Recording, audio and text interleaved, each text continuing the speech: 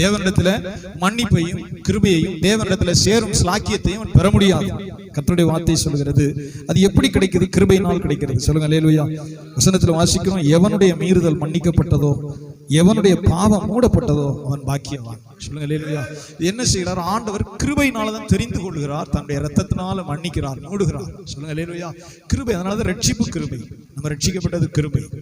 நம்ம ரட்சிக்கப்பட்டது தேவனுடைய கிருபை. நீங்கள் என்னை தெரிந்து கொள்ளவில்லை, நான் உங்களை தெரிந்து கொண்டேன் சொல்லுங்க. சொல்லுங்க அல்லேலூயா. எதற்காக? பரலோக மகிமைக்காக.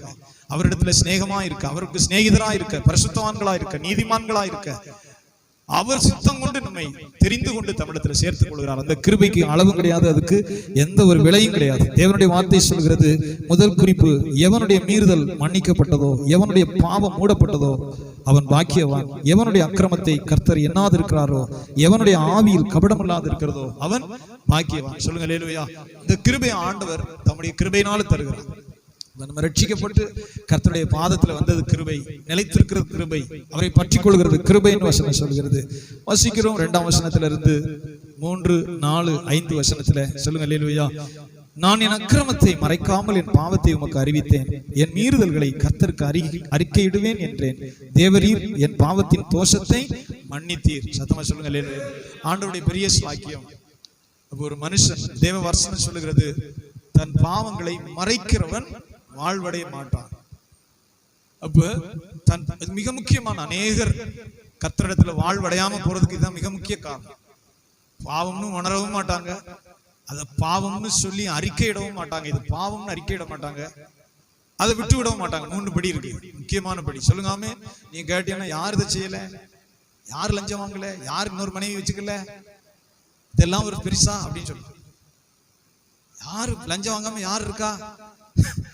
யார் சொந்த சம்பளத்தை எப்படி பத்தம் கொஞ்சம் பணம் எப்படி பத்தம்? கண்ணை மூடிட்டா இருக்க முடியும்? கோயிலுக்கு போய் கோயில்ல ஜெபம் பண்ண வேண்டியதுதான். அதான் நிப்பாங்க. அவர்கள் வாழ்வடைய மாட்டார்கள். சொல்லுங்காமே. வாழ்வடைய மாட்டார்கள், தேவனிடத்துல இரக்கத்தை பெறவே மாட்டார்கள். வேதம் சொல்லுகிறது, தன் பாவங்களை மறைக்கிறவன் வாழ்வடைய மாட்டான். சொல்லுங்காமே. பைபிள்ல சொல்லப்பட்டிருக்கிறது, நீதிய அநீதி, அநீதிய நீதி, கசப்ப தித்திப்பு, தித்திப்ப கசப்புன்னு மாற்றுகிறவனுக்கு ஐயோ. கசப்புன்னா அது கசப்பு, தித்திப்புன்னா தித்திப்பு.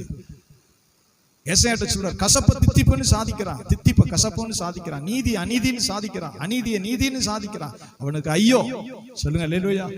அப்ப கர்த்தருடைய வார்த்தை சொல்கிறது, தன் பாவங்களை மறைக்கிறவன் என்றைக்கும் வாழ்வடைய மாட்டான். கர்த்தர் இறங்கி அவனுடைய தடைகளை உடைக்க முடியாது. ஆண்டவர் மனமிறங்கி அவனுடைய பிரச்சனைகள் இருந்து அவனை வெளியே கொண்டு வர முடியாது. உங்கள் அக்கிரமங்களே உங்களுக்கும் எனக்கும் நடுவிலே தடையாக சுவராக இருக்கிறதுன்னு ஆண்டவர் சொல்றார். உங்கள் அக்கிரமங்களே தேவன் உங்களுக்கு செவி கொடுக்க முடியாதபடிக்கு 2க்கு நடுவுல தடையாக இருக்கிறது. சொல்லுங்க ஆமென். சத்தமா சொல்லுங்க அல்லேலூயா. சிலருக்கு லேசா சுட்டி காட்டோம்னா அத்தாடி வெடிச்சு செதறுவாங்க. ஒண்ணுமே இல்லை, அப்படின்னு தள்ளப்பட்டு போயிருவேன், அப்படியே கைவிடப்பட்டு போயிருவேன். வாத்தியார் அடிச்சு திருத்தாத பிள்ளை ஒருபடியே வரக்கூடாது. இது தப்புடா பிள்ளை, இப்படிதான் சொல்லணும். வாத்தியார் போடும்போது ஐயா சாமி இப்படியா திருந்துறான், அவன் தான் மேல வருவான். தன் தப்ப அப்படி சாதிக்கிறவனுக்கு there is no light at all. அவனுக்கு வெளிச்சமே கிடையாது. கடைசி வரைக்கும் தப்புலே உருண்டுகிட்டு இருப்பான். இது தப்பு, இப்படி சொல்லக்கூடாது, இதை இப்படிதான் சொல்லணும், இது இப்படி எழுதக்கூடாது, இப்படிதான் எழுதணும். அந்த வாத்தியார் சொல்லும் போது, அவர் அடித்து திருத்தும் போது சொல்லுங்க அவன் இந்த புள்ள புத்திமானாய் மாறுகிறான். கர்த்தருடைய வேதம் சொல்கிறது, தன் பாவத்தை மறைக்கிறவனுக்கு வாழ்வே கிடையாது. கர்த்தருடைய கிருபை இரக்கம் வராது. ஆகவேதான் வேதம் சொல்கிறது, நான் என் அக்கிரமத்தை மறைக்காமல் என் பாவத்தை உமக்கு அறிவித்தேன், என் மீறுதல்களை கர்த்தருக்கு அறிக்கையிடுவேன் என்றேன். தேவரீரின் பாவத்தின் தோஷத்தை மன்னித்தீர். 3 படிகள். அதை அறிக்கையிட்டு சொல்லுங்க ஆமென். அதை உணரணும். எது பாவம், எதை தேவன் அருவருக்கிறார், எதுக்கு தேவன் எதிராக இருக்கிறார் என்று சொல்லி உணரணும், அறிக்கையிடணும். 3வது விட்டுவிடணும். சொல்லுங்க அல்லேலூயா. அவர்கள் மேல இரக்கம் வரும். ஸ்தோத்திரம். மிக முக்கியமான ஆவிக்குரிய வாழ்க்கையை பற்றி சொல்லுகிறான். இங்கே வாசிக்கிறோம் 7ஆம் வசனத்துல, நீர் எனக்கு மறைவிடமா இருக்கிறீர், என்னை நீர் இக்கட்டுக்கு விலக்கி காத்து ரட்சணிய பாடல்களை என்னை சூழ்ந்து கொள்ளும்படி செய்வீர். எத்தனை பேர் கவனிக்க சொல்லுங்க அல்லேலூயா. அவன் இக்கட்டுல இருக்கிற மனுஷனை கடவுள் விடுவிக்கிறான். சாராள் சொல்லுகிறாள், என்னை ஆண்டவர் சிரிக்க பண்ணினார். சொல்லுங்க ஆமென். ஏன்னா அவன் வாழ்க்கையில சிரிக்க முடியல. 75 வயதுல கூப்பிடப்பட்ட அந்த சாராள் 100 வயது தன் புருஷனுக்கு, அவளுக்கு வயசு ஃபுல்லம் கூடிருச்சு, கற்பம் செத்து போச்சு, தோல்லாம் சுருங்கிருச்சு. அவள் துக்கத்தோடே தன் வாழ்க்கையை கடத்துகிறாள். சரி, கொஞ்சம் ஒரு பிள்ளைய தாளாட்டி பார்ப்போம் அப்படின்னு ஆகார கையில கொடுத்தா, அது கர்ப்பவதி ஆனவொடனே நாச்சியாரை எட்டி உதைக்குது. லேசா கர்ப்பவதி ஆனவொடனே யார் நாச்சியார் பிரச்சனை வந்துருது. அடிமையை கூப்பிட்டு இருந்தா, இவளால எனக்கு ஒரு பிள்ளைய பார்ப்போம்னு ஆசைப்பட்டா, அது பிரெக்னன்ட் ஆனா நாச்சியாரை எட்டி உதைக்குது. சொல்லுங்க அல்லேலூயா. மேற்கொண்டு துயரம், மேற்கொண்டு துன்பம். அதனால் வசனம் சொல்லுகிறது, அந்த ஈசாக்கு பிறந்த போது கர்த்தருடைய வார்த்தை சொல்லுகிறது, தேவன் என்னை சிரிக்க பண்ணினார். சொல்லுங்க அல்லேலூயா. ஆமென். பிள்ளைக்கு பால் கொடுப்பாள் சாராள் எவனாவது சொல்லியிருப்பானா? ஆனா இப்ப சொல்ல வச்சான். கிழவி தன் பிள்ளைக்கு பால் கொடுத்து வளர்க்கிறாயான்னு சொல்றான், வெளியே சொல்றான். ஆண்டவர் என்னை சிரிக்க பண்ணார். சொல்லுங்க ஆமென். The Lord made me to laugh. ஆண்டவர் என்னை சிரிக்க பண்ணினார். சொல்லுங்க அல்லேலூயா. இந்த வார்த்தை அவருடைய உள்ளத்திலிருந்து வருது. ஏன்னா நான் துக்கத்தோட இருந்தேன், வீட்டுக்குள்ளே இருந்தேன், கூடாரத்துக்குள்ளே இருந்தேன், ஒளிஞ்சுக்கிட்டு இருந்தேன், கூடாரத்துக்குள்ள ஒளிஞ்சுக்கிட்டு துக்கத்தோட இருந்தேன். ஆண்டவர் என்னை வெளியே கொண்டு வந்து சொல்லுங்க ஆமென் சிரிக்க பண்ணினார். நீங்க கவனித்து பார்த்தீங்கன்னா பிள்ளை சின்ன பிள்ளைன்னு ஓடும், அது விழுந்துடக்கூடாதுன்னு தாய் பின்னாடியே ஓடிட்டு நீங்க நிறுத்தவே முடியாது. தன்னை அறியாம பிள்ளைய பின்னாடி தாய் ஓடிட்டே இருக்கும். சின்ன பிள்ளை விழுந்துருமோ, மண்டை அடிபடுமோ, கண்ணு போயிருமோ, காது போயிருமோ, ஓடிட்டே இருக்கும். அது சாராளுக்கு நடந்தது. கூடாரத்துக்குள்ள இருந்த சாராளை ஆண்டவர் வெளியே ஓடச்சு. சொல்லுங்க ஆமென். கர்த்தர் என்னை சிரிக்க பண்ணினார். வசனம் சொல்லுகிறது, ரட்சணிய பாடல்களை என்னை சூழ்ந்து கொள்ளும்படி செய்வீர். சத்தமா சொல்லுங்க ஆமென்.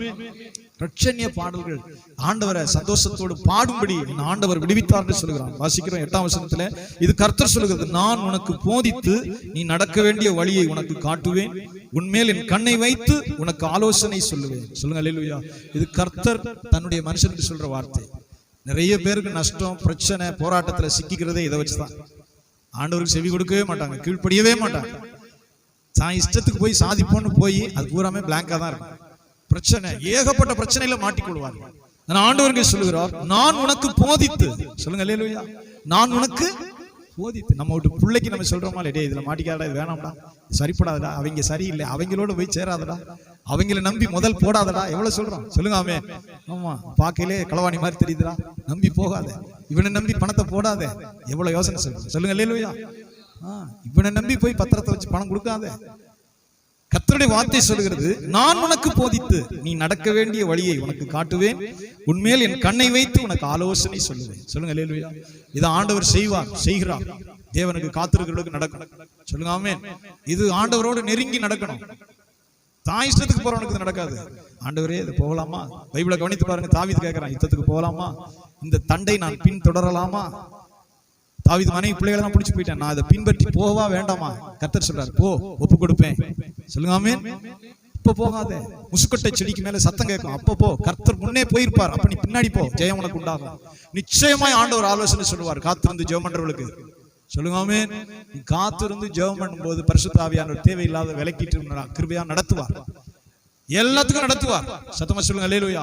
இந்த வார்த்தை சொல்லப்பட்டிருக்கிறது. அடுத்த வார்த்தை 9ஆம் வார்த்தையில, வாரினாலும் கடிவாளத்தினாலும் வாய் கட்டப்பட்டால் ஒழிய உன் கிட்ட சேராத புத்தி இல்லாத குதிரையை போலவும் கோவேறு கழுதையை போலவும் இருக்க வேண்டாம். சொல்லுங்க அல்லேலூயா. இங்க ஆண்டவர் என்ன சொல்ற, ஒரு பிள்ளை போல இருக்கு. தகப்பன் கூப்பிட்டு, எல்லாம் தகப்பன் பூரா பிள்ளைக்கு தான். ஆனா கூப்பிட்டா என்னப்பா என்ன செய்யணும், நீங்க சொல்றது கேட்கணும். பிள்ளை நீ புள்ள மாதிரி இரு. கர்த்தருடைய வார்த்தை சொல்றது, குதிரை மாதிரியும் கழுதை மாதிரியும் இருக்காதேங்கிற. சொல்லுங்க ஆமென். ஏன் அப்படி சொல்லப்பட்டது? குதிரையை கழுதையை கட்டி வச்சா தான் அது நிற்கும். வாயில கட்டிப்பாங்க, பிரிடில். கடிவாளம்னா பிடிச்சு இழுக்கும் போது வாயில குத்தும். பிரிடில்னா கடிவாளம். கண்ணை மூடிப்பாங்க, இப்படி மூடிப்பாங்க. சிலருக்கு வாய் இந்த கடிவாளத்துல இருக்கும். மேல இருக்கிற வார பிடிச்சு சுண்டுனான்னா அது குத்து நிற்கும்.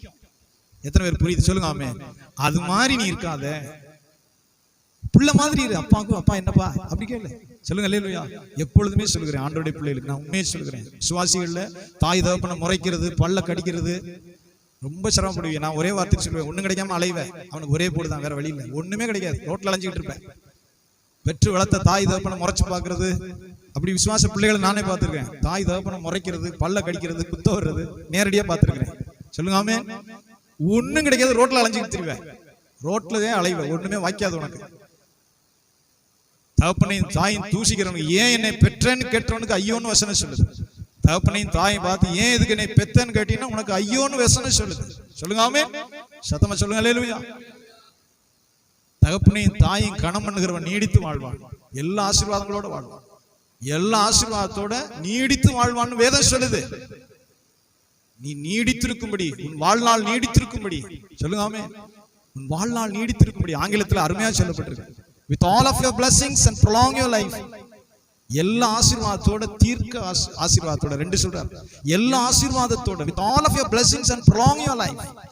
தீர்க்க ஆயுசோட நீ இந்த பூமியில் ஆசீர்வதிக்கப்படணும்னா உன் தகப்பனையும் தாயையும் வாயத்திறன்னு சொல்லுங்க. தகப்பனையும் தாயையும். ஆமா, இந்த கர்த்தருடைய வார்த்தை அறிந்தவன் பல்ல கடிப்பானா? ஒரு வேதனையோடு சொல்லி முடிக்கிறேன். விசுவாசி குடும்பம் சபைக்கு வராது, ஆனால் மஞ்சரட்டுக்கு அனுப்பும். இங்கே ஆராதனை நடந்துகிட்டு இருக்கும், பையனை எங்கள் ஊரில் மஞ்சரட்டு நடத்தும், தாய் தப்பும் நடத்தும். அவன் போய் மஞ்சரட்டுக்கு போயிட்டு வருவான். அப்புறம் எப்போவாது விரும்பினா சர்ச்சுக்கு வருவான். அவனுடைய சவகாசம் பூராமே கிராமத்தில் யாரோடையோ எப்போவாது நினைச்சா கோயிலுக்கு வருவான். தகப்பனார் போறதுக்கு பதிலாக இவனை மஞ்சரட்டுக்கு போய் சொல்லிடுவார். ஒரு ஊர் பக்கம் அவன் கொஞ்ச நாள் இப்படி போயிட்டு வந்தான். அவங்களுடைய சுபாவம் இவனுக்கு வந்துச்சு. நான் பிரேயருக்கு வீட்டுக்கு போயிருக்கும் போதே அவங்க அப்பா அம்மா ஏதோ சொன்னா கொள்ள கடிச்சு முறைப்பாங்க. சொல்லுங்க அவன் என்னத்த சொல்ல, இன்னைக்கு ஆண்டவர்கிட்டையும் இல்லை, ரோட்ல தான் அலைஞ்சிக்கிட்டு இருக்கிறான். ரோட்ல தான் அலைகிறான், கொஞ்சம் பேர் கிடையாது. தேவனை வேண்டான்னு தள்ளுறவர்களும் தேவனை துக்கப்படுத்துறவர்களும் நல்ல ஆசீர்வதிக்கப்படுறது இல்லை. சொல்லுங்க ஆமென். வசனம் சொல்லுகிறது, வாரினாலும் கடிவாளத்தினாலும் வாய் கட்டப்பட்டாலுடைய உன் கிட்ட சேராத புத்தி இல்லாத குதிரையை போலவும் கோவேறு கழுதையை போலவும் இருக்க வேண்டாம். இது கர்த்தர் சொல்லுகிற வார்த்தை, இது ஆண்டவர் சொல்லுகிற வார்த்தை. கட்டி வச்சுன்னா அது கட்டியே கிடக்கும், அப்பதான் அடங்கும்.